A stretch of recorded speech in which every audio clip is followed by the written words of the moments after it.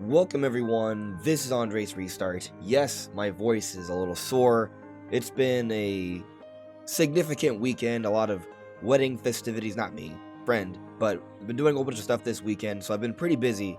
But I wanted to put out a quick video today, so the editing will be very simple, but there's just been a lot of different things going on that I haven't had a chance to get to because of these weekend festivities that I would like to touch on somewhat here, and I'll be going into more of a deeper dive as the week progresses and my voice recovers. But the ultimate point being is that it's looking like Nintendo has some big, exciting plans for 2024, and I would like to touch on some of these ideas today.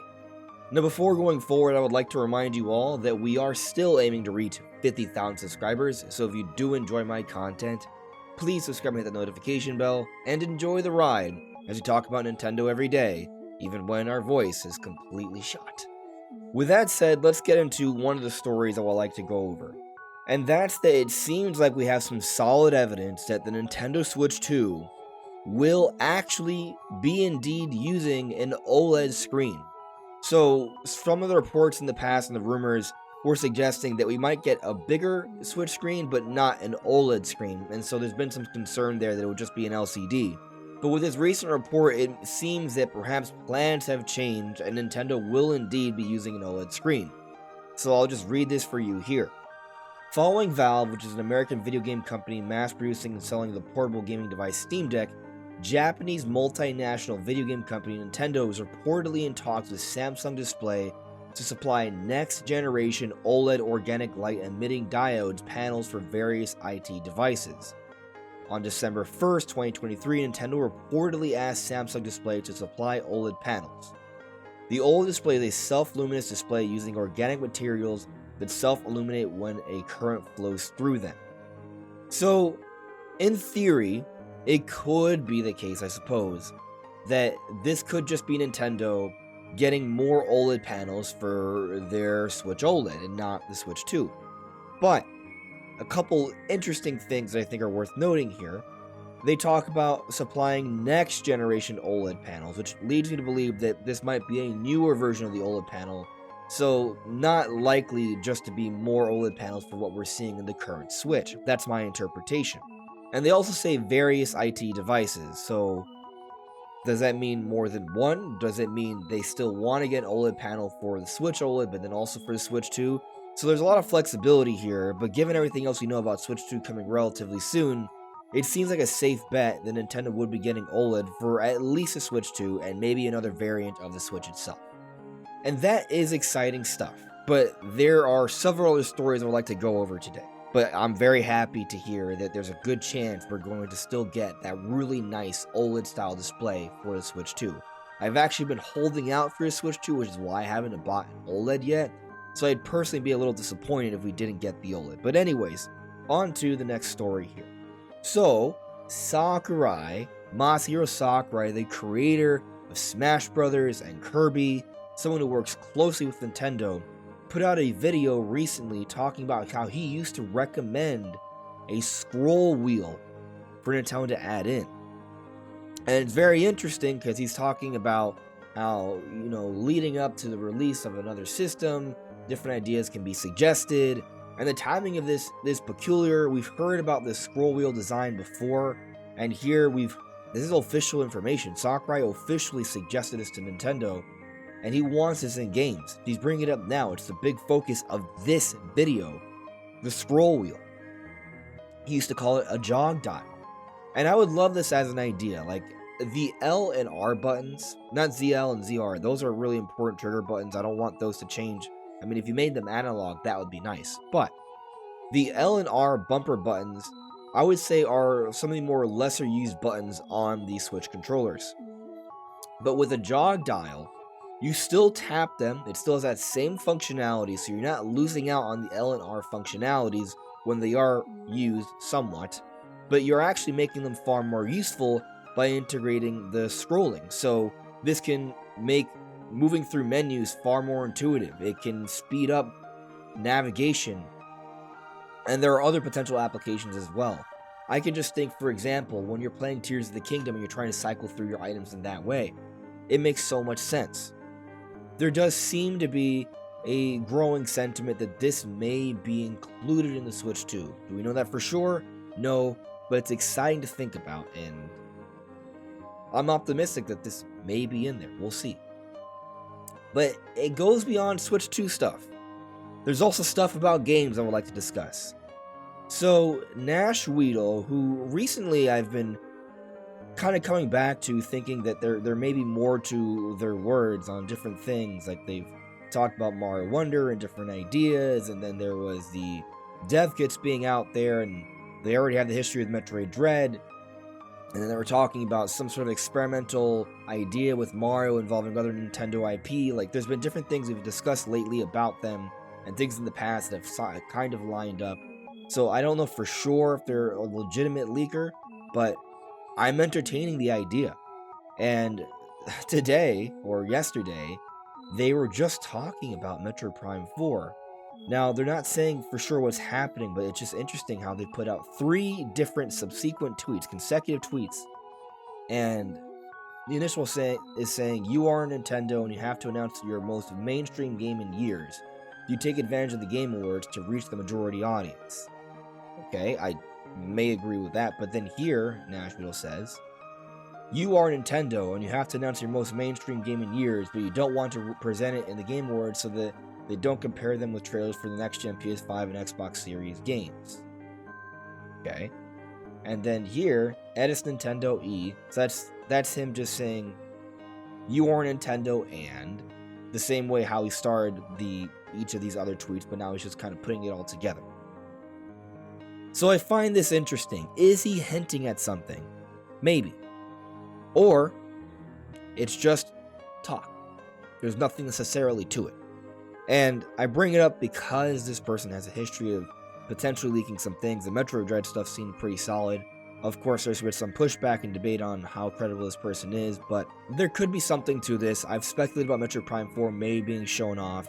Metroid Prime 4 would be the perfect kind of game for the Game Awards audience. It's made by Retro Studios, a Western developer. The Game Awards are very Western biased. We've talked about this before. But it also may be one of Nintendo's most ambitious, impressive games, and it may really impress the audience. Now, one of the issues here that Nash Weedle is presenting, that perhaps Nintendo wouldn't want to show it off because, while it may be a technical marvel for the Switch, it wouldn't be so impressive compared to some PS5 and Xbox Series games.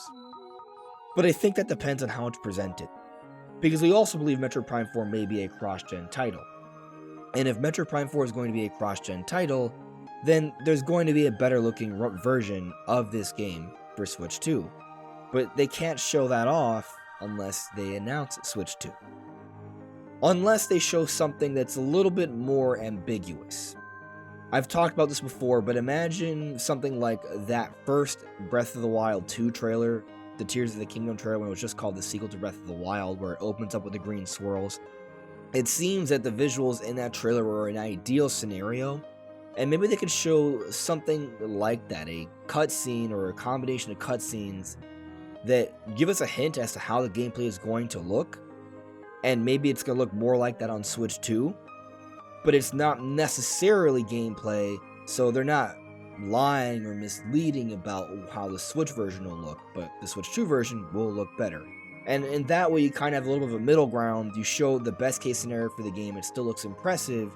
You're teasing Switch 2 without announcing Switch 2, and you're getting everyone excited for Metroid Prime 4.